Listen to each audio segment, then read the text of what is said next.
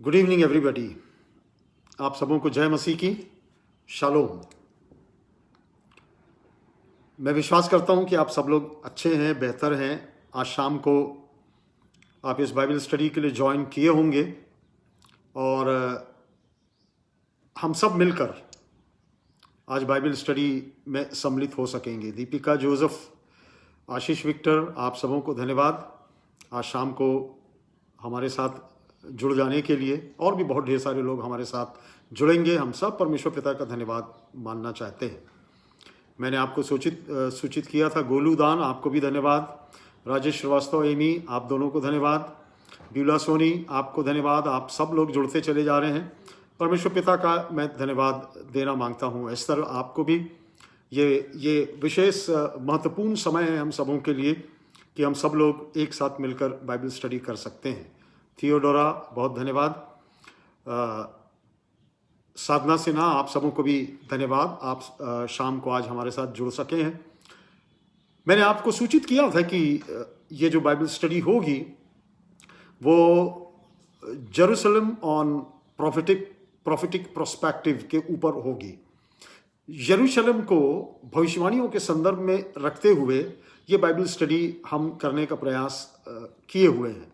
पर आज शाम को 1 घंटे का जो समय होगा वो हमारे लिए इंट्रोडक्टरी समय होगा, भूमिका का समय होगा। कुछ बातें हम करेंगे जो भविष्यवाणियों से जुड़ी हुई हो, क्योंकि जब भी हम किसी भी प्रकार की भविष्यवाणियों की बात करते हैं, चाहे वो यरूशलेम को हम देखें भविष्यवाणीय संदर्भ में या इजराइल को देखने का प्रयास करें, सब बातें एक साथ जुड़ी हुई हैं, भविष्यवाणियाँ एक साथ जुड़ी हुई हैं। और इसलिए हो सकता है ये बाइबल स्टडी 2 या 3 बार चले। 2-3 टेलीकास्ट के माध्यम से हम इस बाइबल स्टडी को समाप्त कर सकेंगे। तो मैं आप सबों को धन्यवाद देता हूं आपको साथ जुड़ने के लिए। संजय बर्डे हमारे साथ जुड़े हैं, आशीष, विक्टर हमारे साथ जुड़े हैं और आप में से काफ़ी लोग जुड़ते चले जाएंगे, मेरा विश्वास है। मैं सबको धन्यवाद देता हूं। पर आइए, इससे पहले कि हम अपनी बाइबल स्टडी प्रारंभ करें, हम एक छोटी प्रार्थना करेंगे। आइए दुआ करें। परमेश्वर पिता, हम धन्यवाद देते हैं आज शाम के समय के लिए।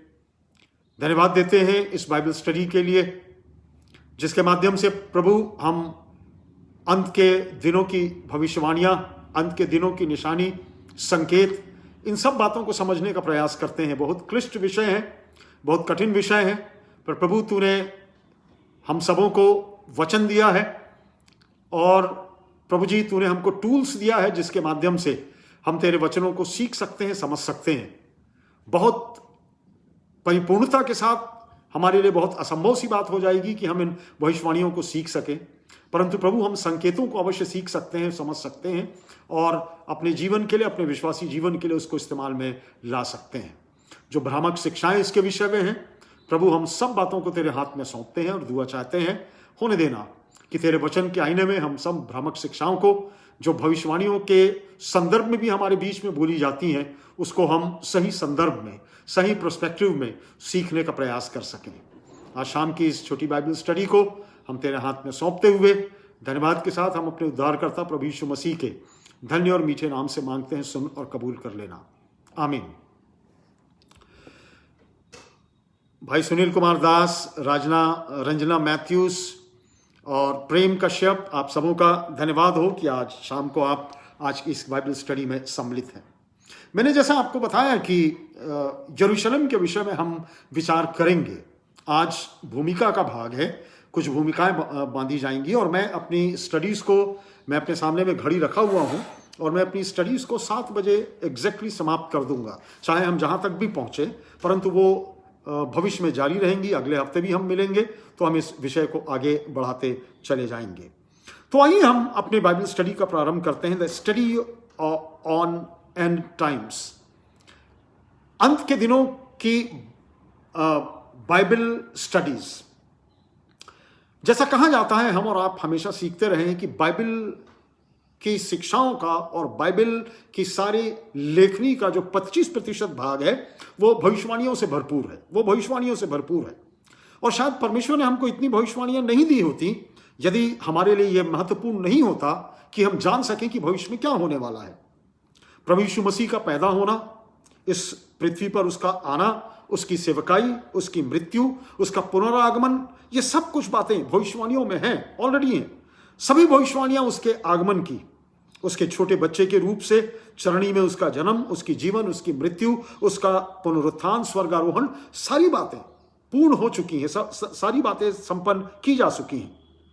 यीशु मसीह ने स्वयं अपने द्वितीय आगमन की भविष्यवाणी खुद की है। आपको मालूम है, आप और मैं बाइबल अध्ययन करते रहते हैं, और प्रभु यीशु मसीह ने बहुत ढेर सारी भविष्यवाणी अपने द्वितीय आगमन के ऊपर की हैं, और हम इसको जानने का प्रयास करेंगे। सुसमाचारों के सही अध्ययन से इसका आकलन हम बेहतर तरीके से कर सकते हैं। विशेषतः कुछ लंबे स्थल हैं, और मैं आपसे यह अनुरोध करूंगा कि यदि आप अपने साथ पेन और पेंसिल या नोटबुक रखें तो वो ज़्यादा बेहतर होगा, क्योंकि आप स्थलों को लिखते चले जाएंगे, क्योंकि मेरे पास इतना समय नहीं कि मैं सब स्थलों को आपको पढ़ के सुना सकूं। वायला सिंह, आपका धन्यवाद आज शाम को हमारे साथ संगति में उपस्थित होने के लिए। जब भविष्यवाणियों की हम बात कर रहे हैं तो मैं आपसे नए नियम की बात करना मांगता हूं। आप मेहरबानी से जॉट डाउन कर लीजिए, नोट लिख लीजिए, ताकि आपको समझ में आएगा कि किन किन किन स्थलों से हम इन भविष्यवाणियों के संदर्भ में देखने का प्रयास कर रहे हैं। मत्ती रचित सुसमाचार उसका 24 और 25 अध्याय, मरकुस रचित सुसमाचार उसका 13वां अध्याय, लूका रचित सुसमाचार उसका 17वां और 21वां अध्याय आप लोग आज शाम को अवश्य अपने अपने घरों में पढ़िएगा। इन विषयों पर और विशेष रूप से भविष्यवाणियों के ऊपर बहुत ढेर सारी पुस्तकें लिखी गई हैं। कुछ लोगों ने तो बहुत अनफॉर्चुनेटली यीशु मसीह के द्वितीय आगमन की घोषणा भी कर दी, परंतु उनकी घोषणाएं, उनका आकलन झूठा ही निकला और वो व्यर्थ चला गया। और इसलिए हम बहुत बहुत केयरफुल रहें कि इन भविष्यवाणियों को किस संदर्भ में हम देखते हैं, किस तरीके से हम लेते हैं। YMCA डॉक्टर विक्रांत सिंह, आपको धन्यवाद जुड़ने के लिए। प्रभु यीशु मसीह ने कहा है, और उसके शब्द हैं मरकुस रचित सुसमाचार उसका 13वां अध्याय और उसकी 32वीं आयत में, उस दिन या घड़ी के विषय में कोई नहीं जानता, न स्वर्गदूत न पुत्र, केवल पिता।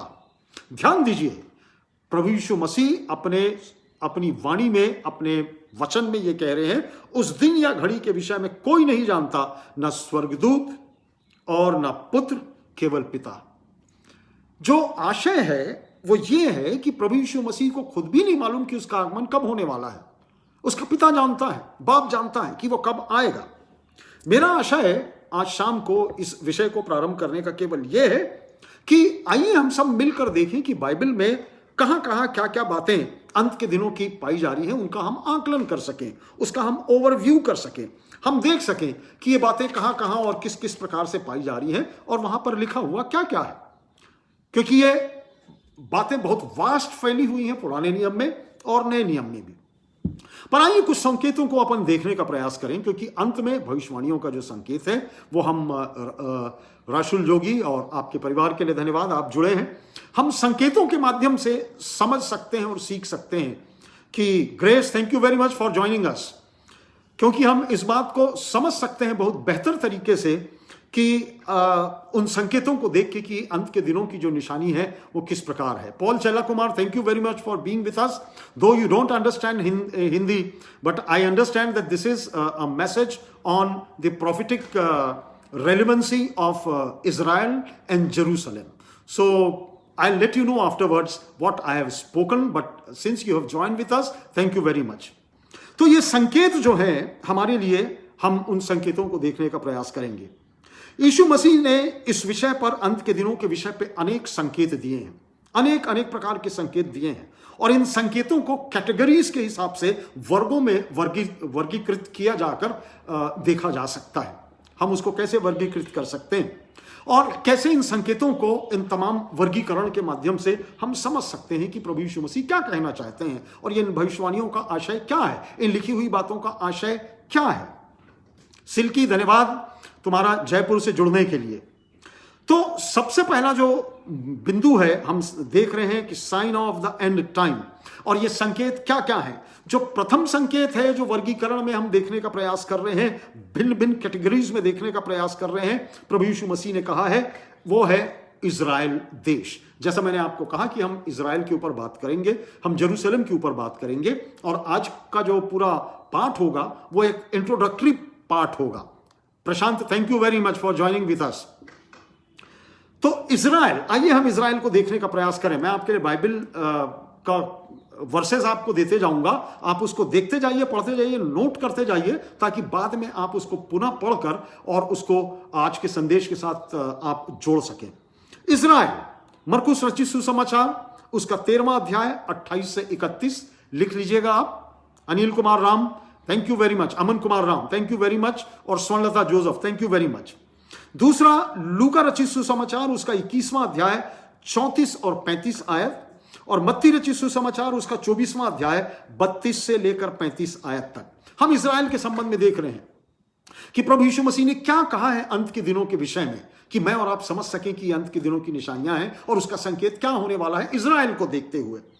अंत के दिनों की जो भविष्यवाणियां जो प्रभु यीशु मसीह ने की है, वो बहुत सुंदर तरीके से एक इंडिकेट हमको दिया है, इंडिकेटर उसने हमारे लिए तैयार किया है कि अंत के दिनों की भविष्यवाणियों का यीशु मसीह का अंजीर के वृक्ष और उसके पत्तों की चर्चा वो कर रहे हैं।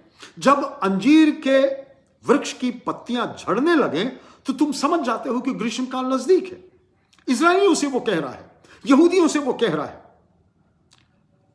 और अंजीर के वृक्ष की पत्तियों के विषय में वो कह रहा है। अंजीर का जो वृक्ष है वो इज़राइल को रिप्रेजेंट करता है, जैसा हमने पहले भी देखा है, इज़राइल को रिप्रेजेंट करता है। इज़राइल देश, इस देश का बिखराव और टूटन AD 70 में, आज से करीब समझ जाइए 2020 वर्ष पूर्व उस इज़राइल कौम का विखंडन हो गया था, मंदिर जला दिया गया था और इज़राइलियों को बंधुआई में जाना पड़ा था। इज़राइल देश, इस देश का टूटन और बिखराव AD 70 में उसके मंदिर के जलाए जाने से और नष्ट होने से प्रारंभ हुआ था, इज़राइलियों के भटकाव से हुआ था।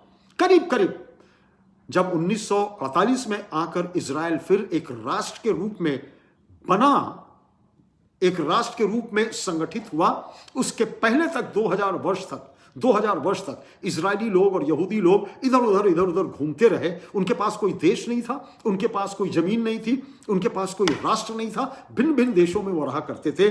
पर परमेश्वर ने बहुत अप्रत्याशित रूप से और बहुत अद्भुत रीति से और 15 मई 1948 में इजराइल देश का निर्माण किया। राजनीतिक परिस्थितियां उस समय ऐसी कुछ निर्मित हुई कि मिस्टर मुकेश पन्नालाल, आप मुकेश वर्मा जी, धन्यवाद आपको, आपके परिवार को जुड़ने के लिए। नलिन सोनी, आपको धन्यवाद। प्रकाश डेविड, आपको धन्यवाद। 1948 में इजराइल राष्ट्र का निर्माण हुआ राजनीतिक परिस्थितियों वश, और 2000 वर्ष के बिखराव के बाद एक देश पुनः संगठित हो सका, जुड़ सका। यह परमेश्वर की भविष्यवाणी है। और इसलिए प्रभु यीशु मसीह कह रहा है, जब अंजीर के वृक्षों की पत्तियां झड़ने लगे तो तुम समझ जाते हो कि ग्रीष्मकाल बहुत नजदीक है। तुम संकेतों को समझते हो। इजराइल के बिखरने और टूटने को जो AD 70 में हुआ, तुमको समझने का प्रयास करना चाहिए कि किस तरीके से यह अंत के दिनों का प्रारंभ हो रहा है। और ना मालूम ये अंत का दिन कितने दिनों तक चले, कब तक हम इसकी बात जोड़ते रहें, मुझको और आपको नहीं मालूम। बाइबल जैसा कह रही है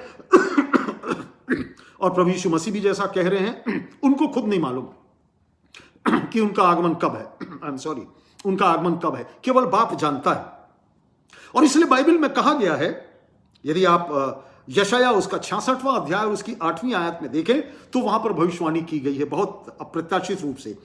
क्या ऐसी बात किसी ने कभी सुनी? किसी ने कभी ऐसी बातें देखी? क्या देश एक दिन में उत्पन्न हो सकता है? क्या एक जाति क्षण मात्र में उत्पन्न हो सकती है? यशाया जो है वो यही कुछ बात कह रहा है। क्या ऐसा संभव है कि कोई एक राष्ट्र एक दिन में बन जाए, कुछ दिनों में बन जाए? क्या किसी ने कभी ऐसी बातें देखी? क्या एक देश एक ही दिन में उत्पन्न हो सकता है? क्या एक जाति क्षण मात्र में उत्पन्न हो सकती है?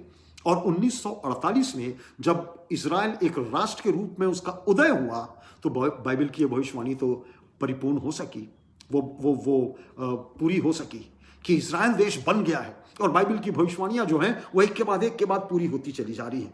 तो सबसे पहला जो संकेत अंत के दिनों का है प्रभु यीशु मसीह के आगमन का है या द्वितीय आगमन का है, वो इजराइल देश है, जो मुझको और आपको संकेत देता रहा है अभी नजदीक इतिहास से और पुराने इतिहास से, कि जब उसका निर्माण हो गया तो मेरे और आपके लिए ये जानना बहुत आवश्यक है, मेरे और आपके लिए समझना बहुत आवश्यक है कि प्रभु यीशु मसीह के द्वारा कही गई ये भविष्यवाणियां पूरी होती चली जा रही हैं।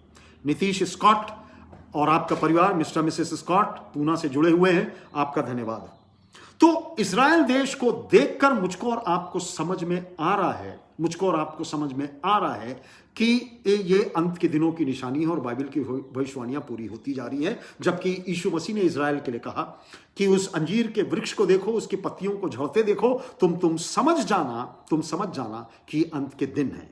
दूसरा जो आकलन मैं और आप कर सकते हैं वो है प्रकृति के, हमारी जो प्रकृति, हमारा जो नेचर है, हमारा जो एनवायरमेंट है, हम उसको देखकर, और बाइबल उसके बारे में मुझको और आपको सिखाती है। यदि आपको पढ़ना है आप लिखते जाइए, मत्ती रचित सुसमाचार उसका 24वां अध्याय उसकी 29 आयत, मरकुस रचित सुसमाचार 13 अध्याय 24 और 25, लूका रचित सुसमाचार 21 अध्याय उसकी 25 आयत। अब नेचर में ऐसी कौन सी बात है, प्रकृति में ऐसी कौन सी बात है कि मैं और आप समझ सके कि अब अंत के दिन आने वाले हैं।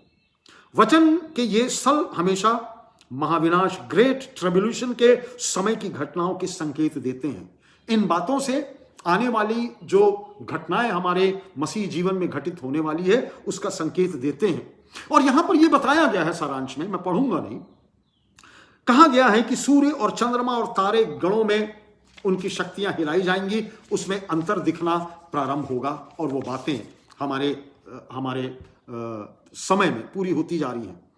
मत्ती रचित सुसमाचार उसका 24 अध्याय और उसकी 7 आयत, मत्ती रचित सुसमाचार उसका 13 अध्याय और 8 आयत, और लूका रचित सुसमाचार उसका 21 अध्याय और 11 आयत। ये सभी स्थल जो मैंने आपके सामने में पढ़ा है, ये पृथ्वी पर होने वाले अनेक प्राकृतिक विपदाओं के विषय मुझको और आपको संकेत देते हैं, जिसमें अनेक प्रकार के भूकंप होंगे, अकाल होगा, महामारी होगी, बड़े पैमाने पर कभी जैसा कभी नहीं हुई थी वैसा कुछ होगा, विभिन्न प्रकार की बीमारियां। अब यदि आप इतिहास में जाएं, जहां तक आपने पढ़ाई की है, तो आपने देखा है कि दुनिया के देशों में कितने अकाल और महामारियां फैली जिसमें लाखों लोग मारे गए। परंतु हमारे समयों में हमने देखा है कि bird flu, HIV, AIDS, chikungunya, Ebola, Zika, West Nile disease जो कभी थी नहीं, सुनामी जिसमें लाखों लोग मारे गए, और अब कोरोना जिसमें ऐसा लगता है कि लाखों और लाखों लोग मार डाले जाएंगे। तो प्रकृति जो है, नेचर जो है, परमेश्वर का वचन जो मैंने आपके सामने में अभी पढ़ा, वो आपको मुझको बता रहा है, वो आपको मुझको संकेत दे रहा है कि यदि प्रकृति में भी हम देखें और वचन के माध्यम से उस प्रकृति को देखने का प्रयास करें, तो मुझको और आपको पता चलेगा कि ये सब बातें हमारे बीच में हो रही हैं। अब इसमें एक दो बातें मैं आपसे कहना मांगूंगा। डाउन थ्रू द सेंचुरीज, इतिहास से लेकर अभी तक हमारे जो क्रिश्चियन कमेंटेटर्स लोग जो रहे हैं, वो हमेशा कॉन्सेंट्रेट करते हैं वो बीमारियां जो तत्कालिक रूप से हमारे बीच में महामारी के रूप में फैली हैं, उसको संकेत देकर। आमोस सामुएल आपको धन्यवाद, आपको जुड़ने के लिए। पारुल जोगी आपको बहुत धन्यवाद, आपको जुड़ने के लिए। उनको ऐसा लगता है कि ये जो कोरोना वायरस है, अब ये प्रभु यीशु मसीह के अंत का आखिरी संकेत है। मुझको नहीं मालूम और आपको नहीं मालूम कि आने वाले कितने और कई सालों में, जब तक यीशु मसीह का आगमन ना हो, इससे भी ज्यादा भयंकर और बड़ी बड़ी बीमारियां आएंगी जिसमें लाखों और करोड़ों लोग मार डाले जाएंगे। अभी तो संख्या लाखों में है। हो सकता है वो कुछ बीमारियां हो सकता है वो भूकंप हो सकता है वो बहुत भयंकर वाली सुनामी हो, जैसा हम संकेत देखते हैं। समुद्र का स्तर जो स्तर है वो ऊपर होता जा रहा है, आइसबर्ग्स पिघलते जा रहे हैं, समुद्र का स्तर बढ़ता जा रहा है। और कभी आपको अचानक निकट भविष्य में यह सुनने को मिल जाए कि इंडोनेशिया की राजधानी जकार्ता आधी डूब चुकी है, मालदीव्स आगे कुछ डूब जाएगा। बड़े बड़े शहर जो समुद्र के किनारे बसे हुए हैं वो सारे के सारे डूब जाएंगे। ना मालूम कितने लाखों लोग मार डाले जाएं। तो आइए अपने आप को इन बीमारियों तक कन्फाइन करने का प्रयास ना करें, परंतु हम संकेतों को समझने का प्रयास करें कि ये सारी बातें मुझको और आपको याद दिला रही हैं अब कोरोना मुझको और आपको याद दिला रहा है कि these are the days of the end days, ये समय अंत के दिनों की निशानियां हैं। योएल नबी की पुस्तक उसका 2 अध्याय और उसकी 10वीं आयत में कहता है, उनके आगे पृथ्वी कांप उठती है और आकाश थरथराता है, सूर्य और चंद्रमा काले हो जाते हैं और तारे झलक नहीं सकते। ये समस्याएं हमारे जीवन में आने वाली हैं। तो पहली बात, हमने इजराइल को देखकर संकेत समझा है कि ये अंत के दिनों का समय है। उसके बाद हमने नेचर को देखकर, प्रकृति को देखकर सीखने का प्रयास किया है कि ये अंत के दिनों की निशानी है। तीसरी बात जो है वो ये है कि साइंटिफिक एडवांसमेंट, हमारा जो वर्तमान संसार है वो ज्ञान की ऊंचाइयों पर है, इंतहा पर है, और ना मालूम आगे और कितनी उन्नति होने वाली है। और बाइबल मुझको और आपको अवश्य बताती है कि अंत के दिनों में ऐसा कुछ होगा जब मनुष्य का ज्ञान बहुत हो जाएगा, मनुष्य का ज्ञान इंतहा पर रहेगा, और तब तुम इस बात को समझ लेना, हमारे जीवन का स्तर, हमारे रहने का ढंग, दुनिया के रहने का ढंग परिवर्तित हो चुका है।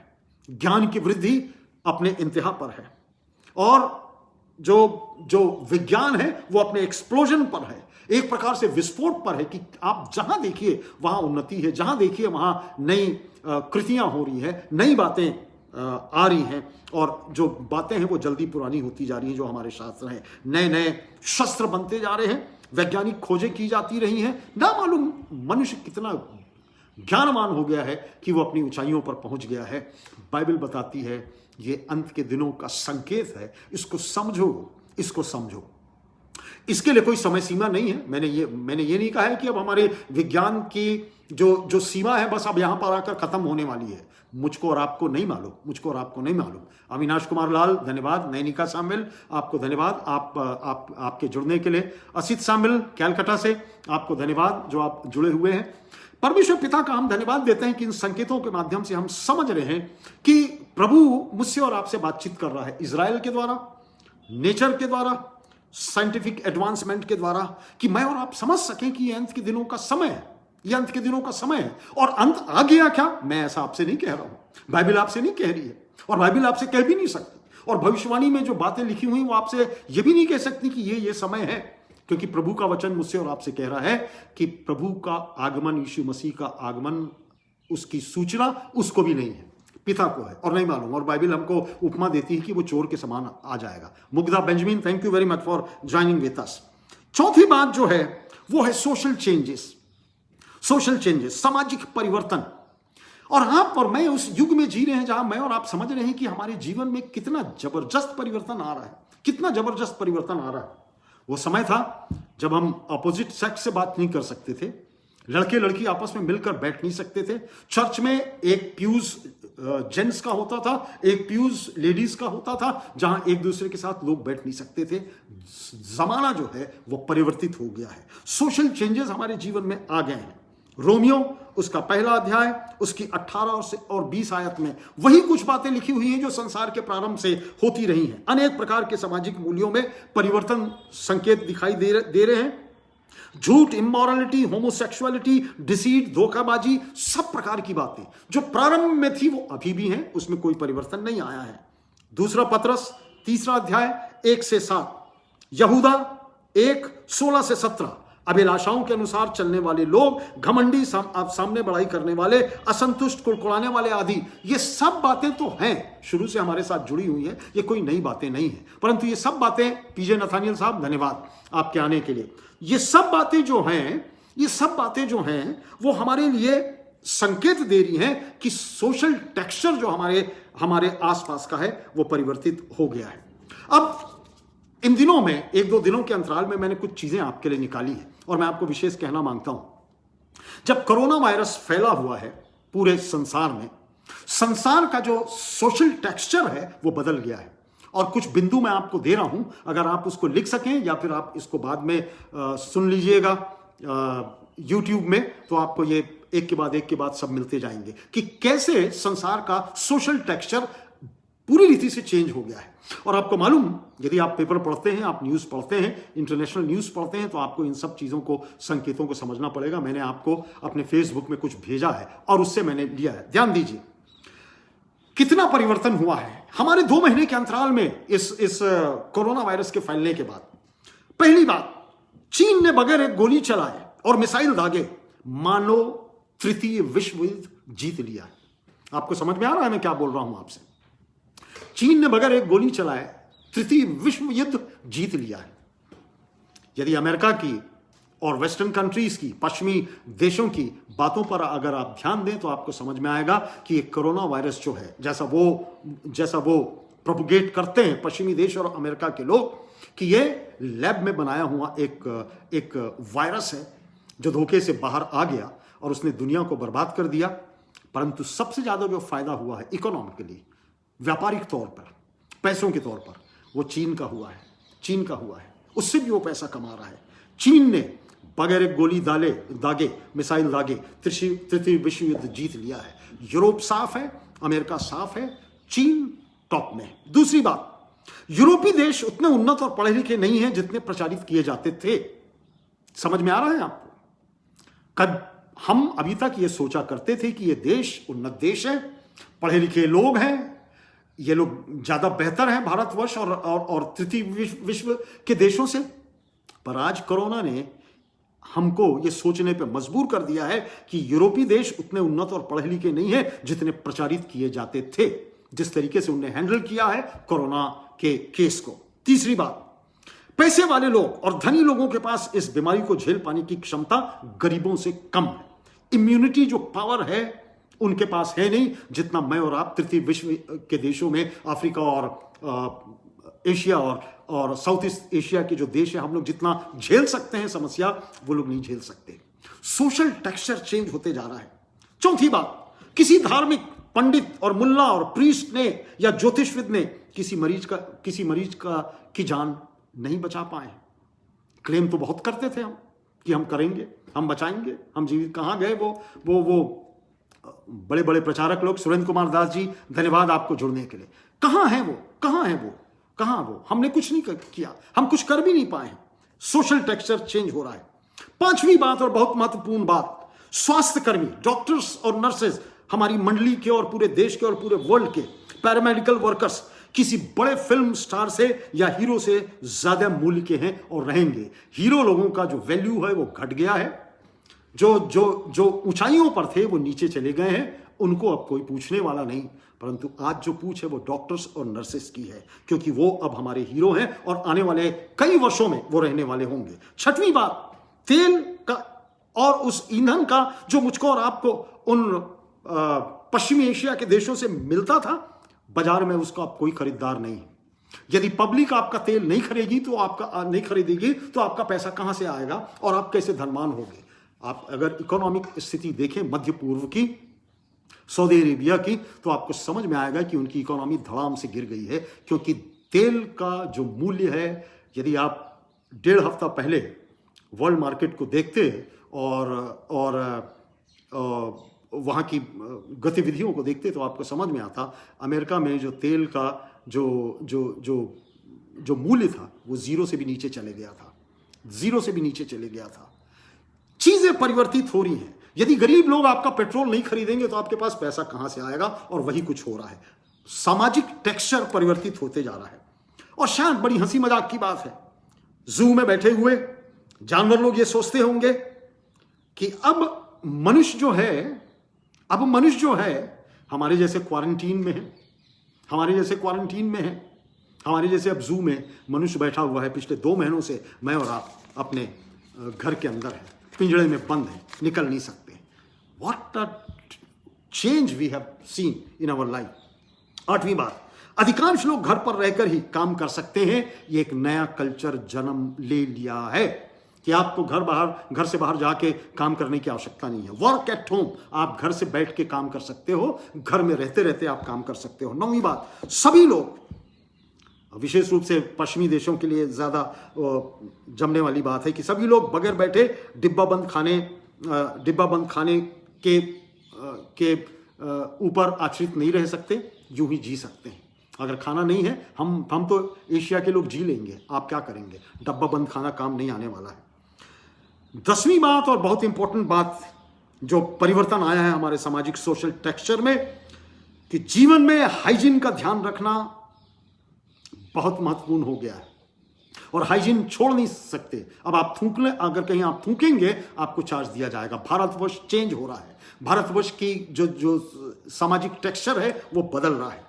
मीडिया, अगली बात 11वीं बात, मीडिया संसार को फूल बनाने वाला एक साधन है, बेवकूफ बनाने वाला, नॉनसेंस प्रकार का काम करने वाला संसाधन है जो सच्चाई पेश नहीं करता है। ये सामाजिक टेक्सचर है, ये सच्चाई है। और आखिरी बात मेरे और आपके लिए है कि जीवन नाजुक है, फ्रजाइल है, इसे सही रूप से इस्तेमाल में लाएं।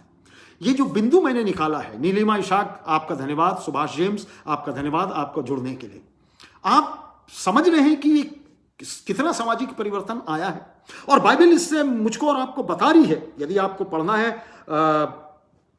2 तीमुथियुस उसका 3 अध्याय 1 से 5 मैं आपके सामने में पढ़ देता हूं। 2 तीमुथियुस उसका 3 अध्याय और उसके 1 से 5 में ध्यान दीजिए, मैं आपको पढ़ के सुना रहा हूं।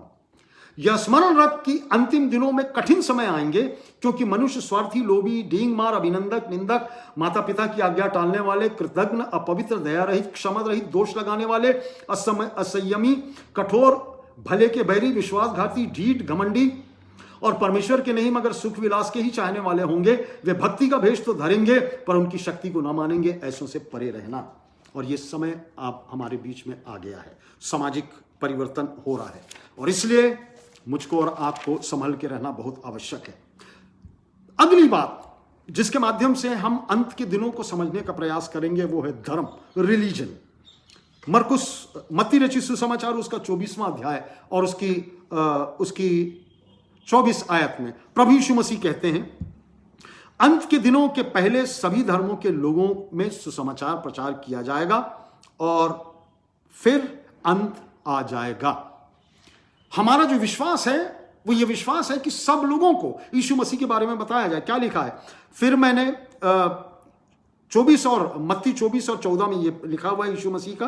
और तब प्रकाशित वाक्य 14 और 6 में लिखा है, फिर मैंने एक और स्वर्गदूत को आकाश के बीच में उड़ते हुए देखा, जिसके पास पृथ्वी पर के रहने वालों की हर जाति और कुल और भाषा और लोगों को सुनाने के लिए सनातन सुसमाचार था। और ये समय है जब लोगों में बाइबल ट्रांसलेट की जा रही है, जंगल पहाड़ों में और ट्राइब्स में और हर एक जातियों में सुसमाचार फैलाया जा रहा है।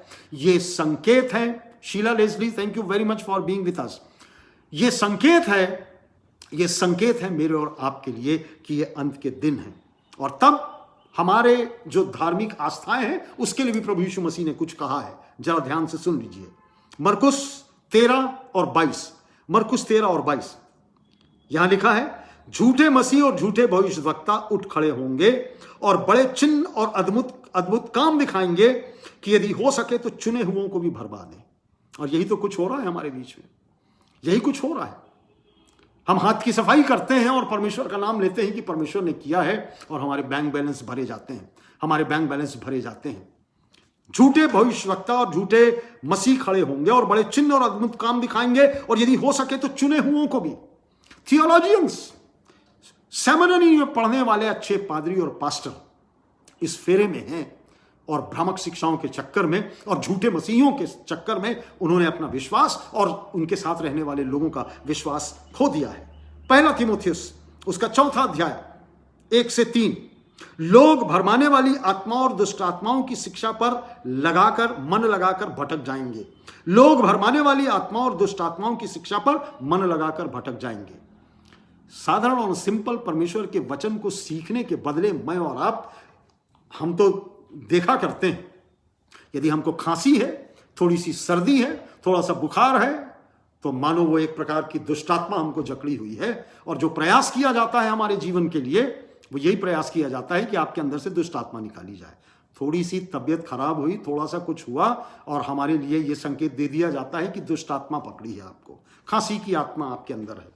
ये है, सारी कुछ बातें मुझको और आपको बताई जाती हैं और इसलिए हम लोग चैतन्य रहे।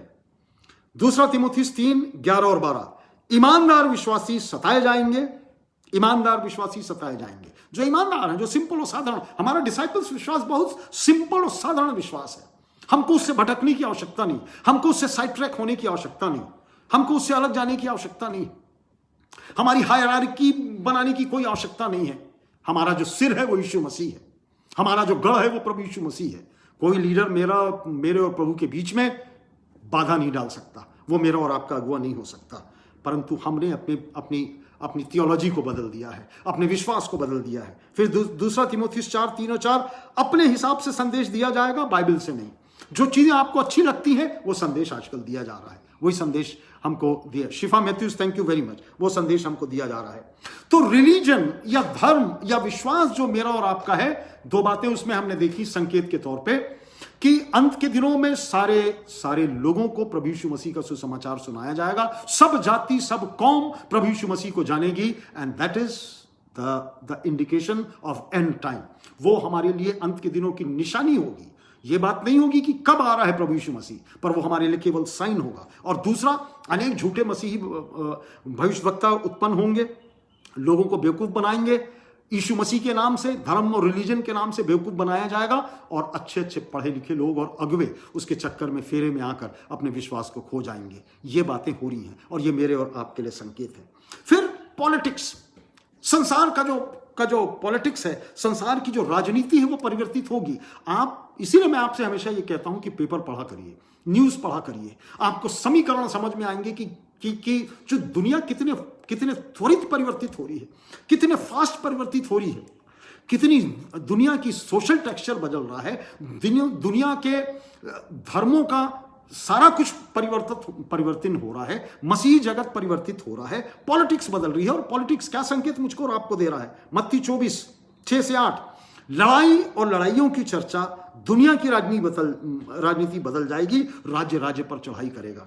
और वैसा ही तो कुछ हो रहा है, लड़ाइयां तो अब चल रही हैं, आप तो देख रहे हैं किस तरीके की लड़ाइयां और किस तरीके की राजनीति पूरे संसार में फैली हुई है। इकोनॉमी, अर्थव्यवस्था, मरकुस 13:8, लूका 13:8, राज्य राज्य पर चढ़ाई करेगा, अकाल, महामारी, गरीबी और अमीरी, दुनिया का संतुलन आर्थिक रूप से बिगड़ जाएगा। और बिगड़ गया है, दुनिया का जो संतुलन है वो आर्थिक रूप से बिगड़ा हुआ है, सही बात है। और यही कुछ हमारे बीच में हो रहा है। तो ये सारी बातें जो हैं, हमने अभी आज शाम के समय में देखी कि प्रभु यीशु मसीह ने कहा है, इजराइल को देखकर आप समझ जाओ, वहां की परिस्थितियों को देखकर कि अंत के समय की निशानी है। प्रकृति को देखकर आप समझ जाओ कि अंत का समय आ गया है।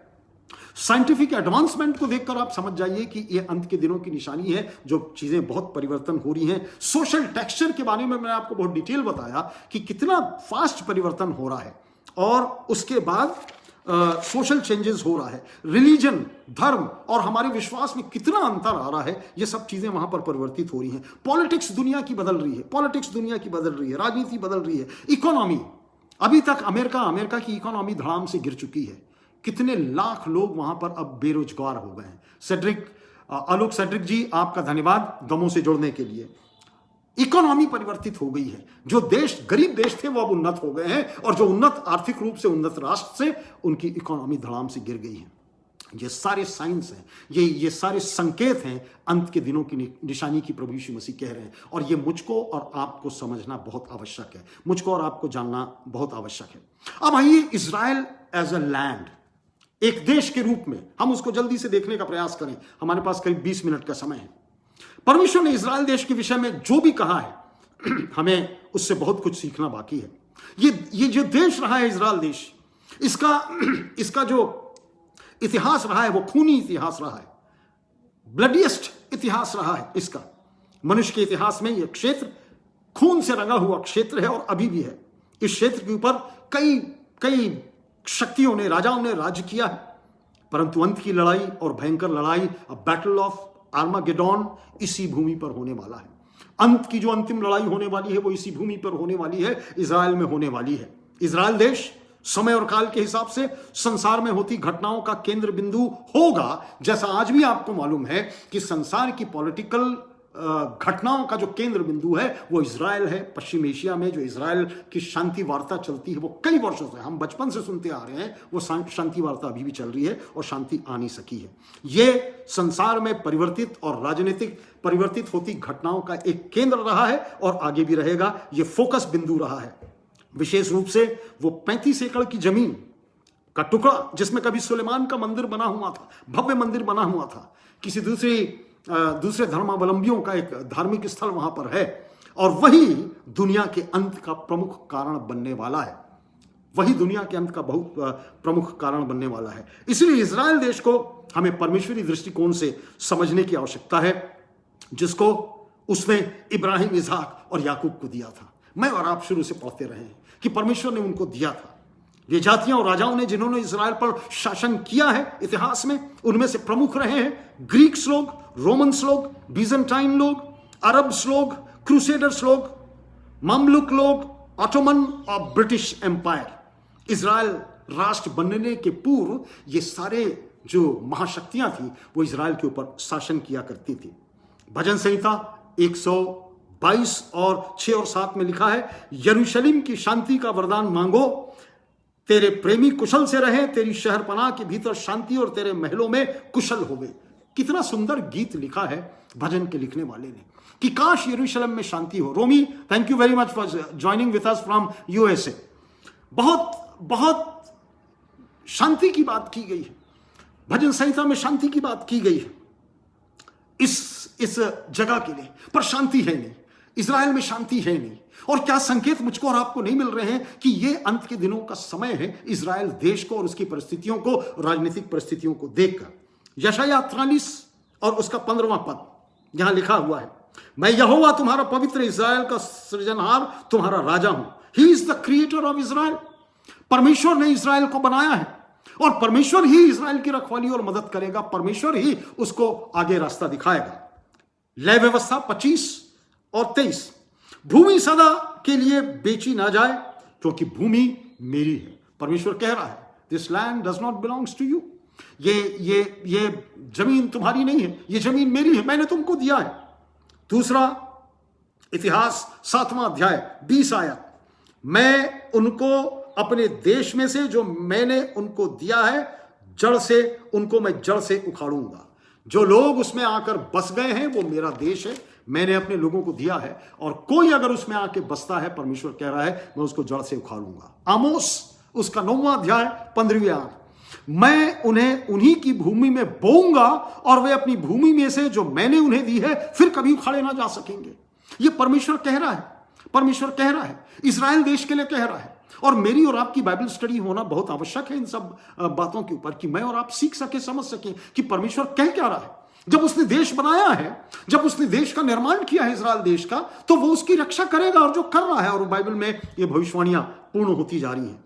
यहेजकेल 36 और 5, परमेश्वर यहोवा यूं कहता है, निश्चय मैंने अपनी जलन की आग में बची हुई जातियों के और सारे एदोम के विरुद्ध में कहा है कि जिन्होंने मेरे देश को अपने मन के पूरे आनंद और अभिमान से अपने अधिकार में किया है, वह पराया होकर लूटा जाए, पराया होकर लूटा जाए। मैं अपने देश को बचाऊंगा और किसी जाति को उसके ऊपर शासन करने नहीं दूंगा। बिखराव अवश्य रहा है इजराइल में, बिखराव अवश्य रहा है इजरायलियों के जीवन में, बिखराव अवश्य रहा है यहूदियों के जीवन में, पर कितने अद्भुत रीति से परमेश्वर ने उनको कहां कहां से लाकर इजराइल में फिर से बसा दिया है। और वो कह रहा है, मैं जिन्होंने उस देश को अपने अधिकार में किया है वो पराया होकर लूटा जाएगा।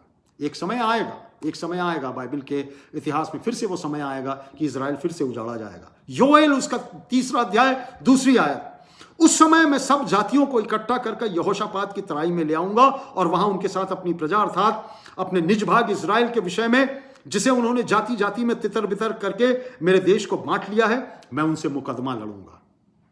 आई will sue them in the court, मैं उनको कोर्ट ले जाऊंगा और मैं उनका मुकदमा मैं लड़ूंगा, उनका मुकदमा मैं लड़ूंगा। और तब परमेश्वर ने ये सारी बातें की हैं। अब इजराइल एक देश के रूप में परमेश्वर ने उससे प्रतिज्ञाएं की हैं, पर मैंने और आपने देखा है कि इजराइल तितर बितर हो गया। इतनी भविष्यवाणियों के बाद, परमेश्वर की इतनी नजदीकी के बाद, परमेश्वर की उपस्थिति के बाद भी इजराइल तितर बितर हो गया, बिखर गया।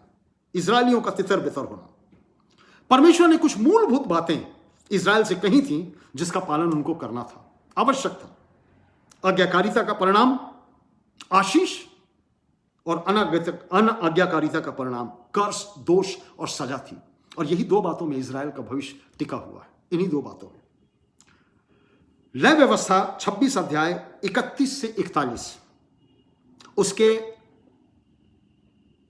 पद 3 से लेकर 13 पद तक इजरायलियों के लिए आशीष लिखी हुई है, इजरायलियों के लिए आशीष लिखी हुई है। उसमें वर्णन है आज्ञाकारिता का परिणाम, जिसमें शत्रुओं से रक्षा की जाएगी, समय पर बारिश होगी, खेतों का उपजाऊ होना होगा तुम्हारे यहां, फसल की बहुतायत होगी और पूरे राज्य में शांति होगी। परमेश्वर ने कहा था इजरायलियों से कि तुम ये करो, तुम्हारे देश में तुम्हारे शत्रुओं से तुम्हारी रक्षा मैं करूंगा, समय पर बारिश होगी, तुम फसल प्राप्त कर सकोगे, खेतों का उपजाऊ होना मैं तुम्हारे लिए करूंगा, फसल की बहुतायत होगी, पूरे राज्य में शांति बनी रहेगी। ये परमेश्वर की आज्ञाकारिता का परिणाम था आशीष। परंतु इजराइल ने और यहूदियों ने दोष को चुना, उन्होंने गिल्ट को चुना। पद 14 से लेकर 39 तक अनाज्ञाकारिता का परिणाम लोगों को सहना पड़ा, असंख्य लोग सफरिंग झेलनी पड़ी, इजराइल बंधक बना लिया गया। हमें मालूम है राजा सुलेमान की मृत्यु के पश्चात जो पूरा देश है वो दो भागों में विभक्त हो गया। उत्तरी राज्य जो है वो इजराइल कहलाया और दक्षिणी राज्य जो है वो यहूदा कहलाया, और दोनों ही देश भिन्न भिन्न राजाओं के द्वारा शासित होते थे। वो उनका शासन अलग चलता था, समय पर आपस में वो भिड़ते और जुड़ते और लड़ाई लड़ते रहते थे। और उनकी अनाज्ञाकारिता परमेश्वर के प्रति के कारण उत्तरी राज्य इजराइल असीरिया की बंधुआई में चला गया। दूसरा राजा 17वां अध्याय। और उसी तरह दक्षिण का राज्य यहूदा बाबुल की बंधुआई में चला गया। दोनों ने, चाहे वो उत्तरी राज्य हो चाहे दक्षिण राज्य हो, यहूदा बाबुल की बंधुआई में चले गए। पर परमेश्वर की नजर अभी भी उनके ऊपर रही है, इजराइल का पुनः संगठित होना और वापस आना, क्योंकि ये परमेश्वर के लोग हैं और परमेश्वर चाहता है कि वो मेरे घर में रहें, मेरी जमीन में रहें। जो जमीन और जो प्रॉपर्टी मैंने दी है, जो प्रतिज्ञा का देश है, मैं चाहता हूं कि वो वहां पर रहें। Alok Kumar Luka, thank you very much for being with us. Israel पुनः वापस लौटा। यहूदियों को संसार में सभी देशों में भागना पड़ा, तितर बितर होना पड़ा। वो मेरे और आपके आंख के सामने की बात है कि इजराइल कैसे तितर बितर हुआ।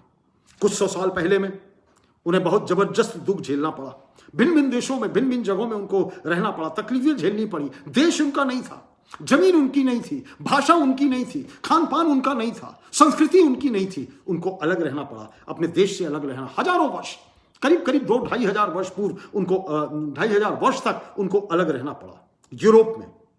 यदि आप इजराइल संग्रहालय में जाएं तो आपको वहां पर पता चलेगा, उसका प्रमाण देखने को मिलेगा कि गैस चैम्बर से केवल जर्मनी में लाखों और लाखों यहूदी लोग गैस चैम्बर में भूंस दिए गए। और तब पूर्वी यूरोपीय देश जो कि कम्युनिस्ट देश थे, पोलैंड, रोमानिया, रशिया, हंगरी, यहां से उनका सफाया कर दिया गया, उनको भगा दिया गया। परंतु परमेश्वर ने कहा कि मैं उन्हें पुनः उनके देश में लाकर बसाऊंगा। जो देश मैंने इजराइल को दिया है, इब्राहिम, इसहाक और याकूब को दिया था। तब उसने प्रतिज्ञा की, यशायाह 43 और 5 और 7 में, मत डर क्योंकि मैं तेरे साथ हूं, मैं तेरे वंश को पूर्व में से ले आऊंगा और पश्चिम से भी इकट्ठा करूंगा। मैं उत्तर से कहूंगा कि दे दे और दक्षिण से कि रोके मत रख। मेरे पुत्रों को दूर से और मेरी पुत्रियों को पृथ्वी के छोर से ले आओ। पृथ्वी के छोर से लो। नवल भाई, थैंक यू वेरी मच। परमेश्वर ने लौटाया है, परमेश्वर ने लौटाया है, परमेश्वर ने लौटाया है। कहां से परमेश्वर ने लौटाया है? यहेजकेल 37 का अध्याय आपको मालूम है, उन सूखी हड्डियों की तराई वाला जो दर्शन है। It speaks of Israel rising up as nation again. हड्डियों के समान हड्डियां पड़ी हुई हैं, उस तराई में हड्डी पड़ी हुई है। परमेश्वर ने उनको जोड़ा, उसमें मांस लगाया, उसमें खून की वाहिकाई दौड़ाई, उसमें जान फूकी, और उसी प्रकार परमेश्वर ने इजराइल को अपने पैर पर खड़ा किया है। और तब आमोस नबी की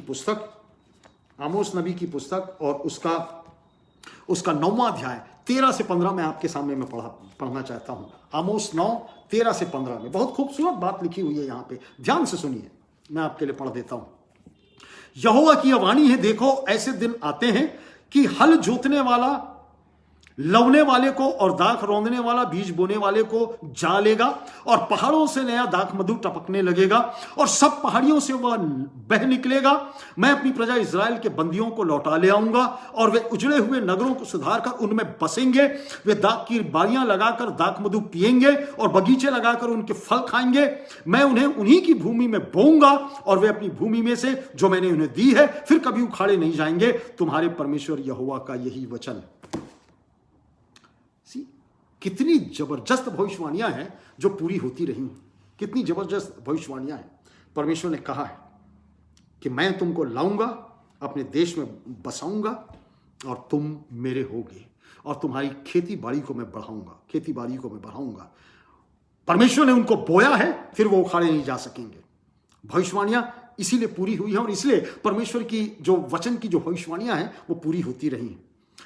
यदि आप तेल अवीव, वहां की जो राजधानी है, इजराइल की जो राजधानी है, तेल अवीव का जो एयरपोर्ट है, वहां उतरते ही आपको एयरपोर्ट पर एक डिस्प्ले नजर आएगा, और उस डिस्प्ले पे लिखा हुआ है, अंत में लिखा हुआ है वहां पर, अंत में तेरी आशा पूरी होगी, यहोवा की यह वाणी है, तेरे वंश के लोग अपने देश में लौट आएंगे।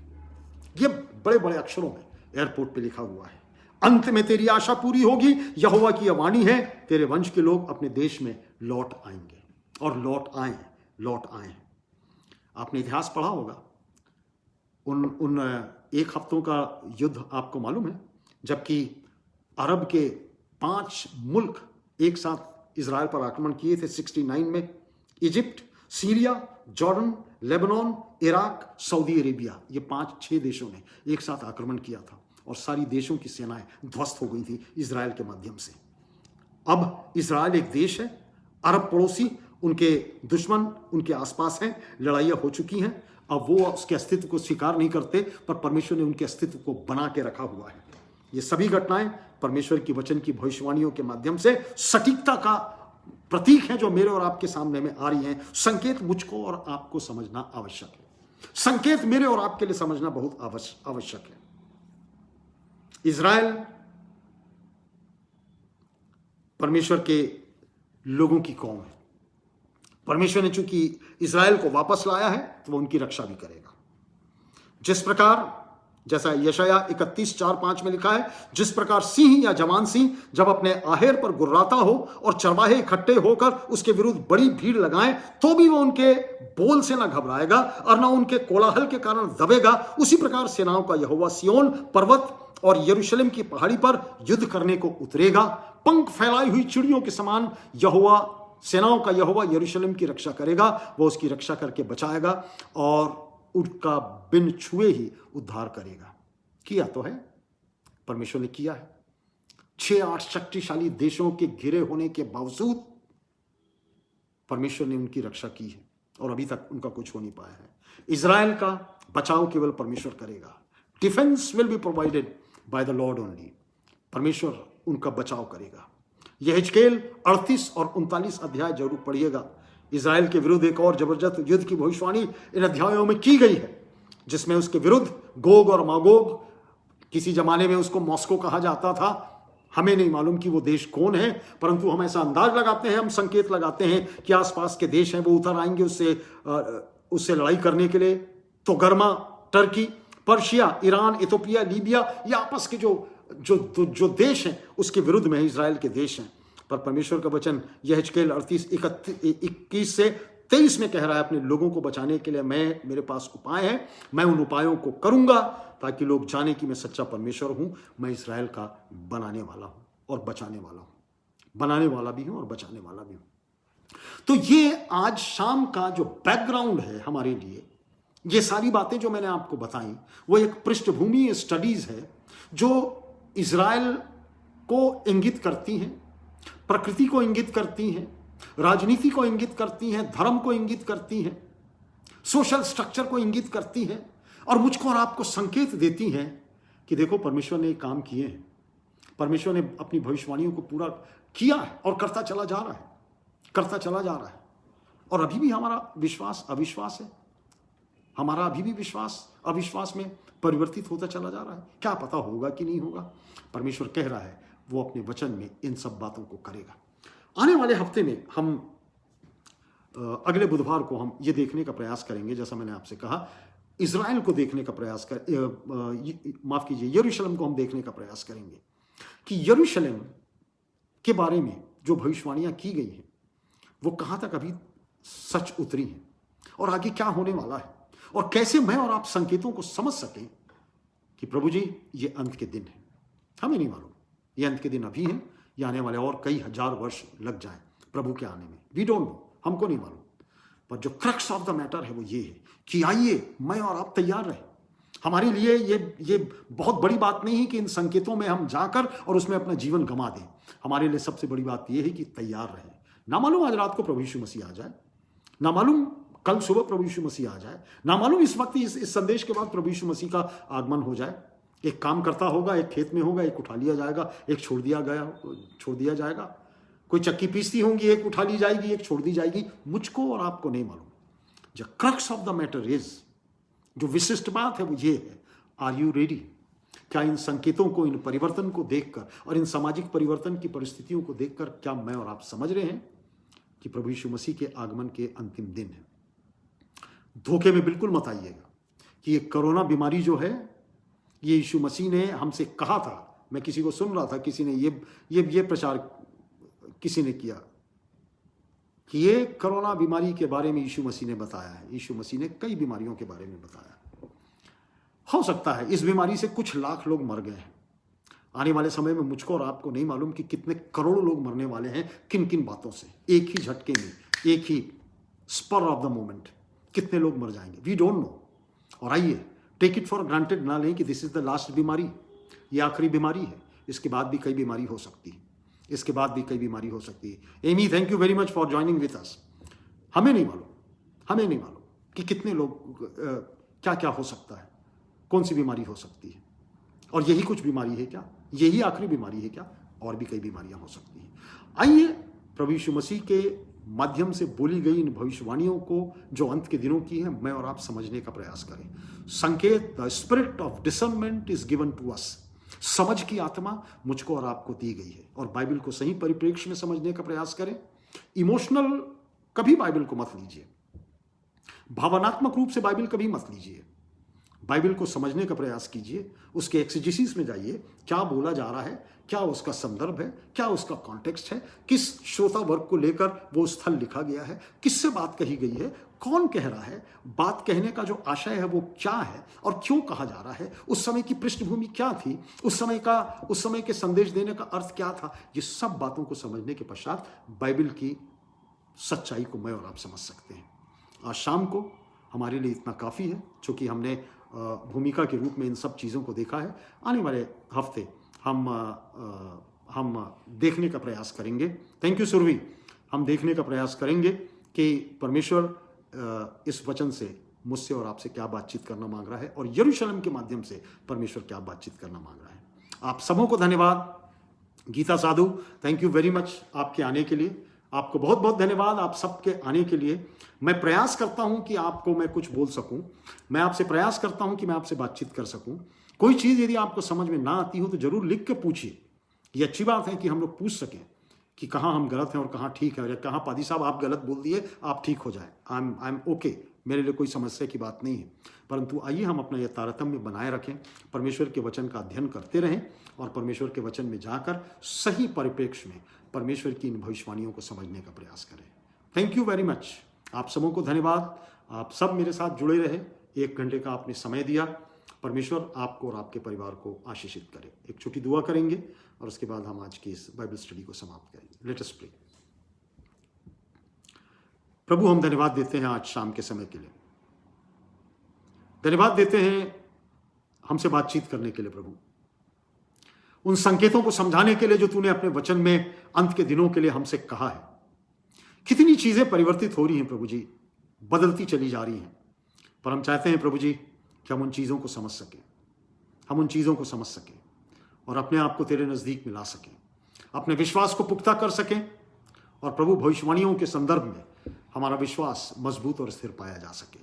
भ्रामक शिक्षाओं से बचाना, गलत थियोलॉजी से बचाना, गलत धर्म विज्ञान से बचाना, और होने देना जो सिंपल और साधारण विश्वास हमारा तूने दिया है वचन के माध्यम से, specially disciples of Christ church के लोगों को। प्रभु उस विश्वास को हम छोड़ने ना पाए। सारे लोग जो जुड़ सके प्रभु हर एक के ऊपर तेरी आशीष चाहते हुए उनका समर्पण तेरे हाथ में करते, छोटी विनती अपने उद्धारकर्ता प्रभु यीशु मसीह के धन्य और मीठे नाम से मांगते हैं, सुनो कबूल कर लेना, आमीन। और अब हमारे परमेश्वर पिता का प्रेम, प्रभु यीशु मसीह का अनुग्रह और पवित्र आत्मा की सहभागिता हम सबों के साथ आज से लेकर युगानुयुग बनी रहे, आमीन। Good night, thank you very much, shalom.